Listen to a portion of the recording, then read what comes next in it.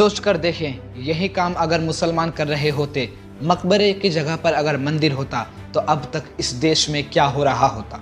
UP के फतेहपुर में दंगाइयों ने मकबरे के अंदर से मंदिर निकालने गए, कानूनी रास्ता अपनाकर नहीं बल्कि हाथ में पत्थर, डंडे और भगवा झंडा लेकर।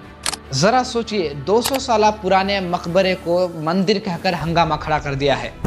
इलाके में प्रोटेस्ट की खबर पहले ही चल गई थी, इसकी वजह से भारी पुलिस तैनात की गई थी, लेकिन पुलिस ने इन दंगाइयों को रोकने की कोशिश की या नहीं की, यह आप इन वीडियोस में अच्छे से देख सकते हैं। यह हमला ना सिर्फ एक मकबरे पर बल्कि हिंदुस्तानी मुसलमानों की मजहबी आज़ादी और इज्जत नफ्स पर भी हमला है। ये तमाम शरपसंद या यूं कह लो कि दंगाई एक दिन में तैयार नहीं हुए थे, बल्कि हिंदुस्तान में बन रही बेबुनियाद नफरत फैलाने वाली फिल्में, जहरीली समाज का मीडिया और इसके अलावा हुकूमत और हुक्मरान के नफरत फैलाने वाले रहनुमाओं की बरसों की मेहनत लगी है। बीते दिहाई में मुसलमानों के साथ हो रहे नाइंसाफ़ी को आप गिन नहीं सकते। खुलेआम मॉब लिंचिंग, चौक चौराहों पर दाढ़ियाँ नोचना और सड़कों पर गोलियां मारना बहुत कुछ है, लेकिन अब सैकड़ों साल पुराने कब्र में भी मुसलमान सेफ नहीं। पुलिस मौजूद होने के बावजूद भी ये सब कैसे होने दिया गया?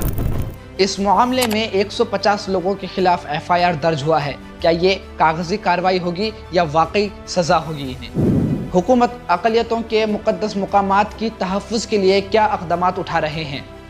तो दोस्तों, इस पूरे मैटर और सवालों के जवाब में आपकी क्या राय है, कमेंट सेक्शन में ज़रूर बताइएगा। बहुत बहुत शुक्रिया।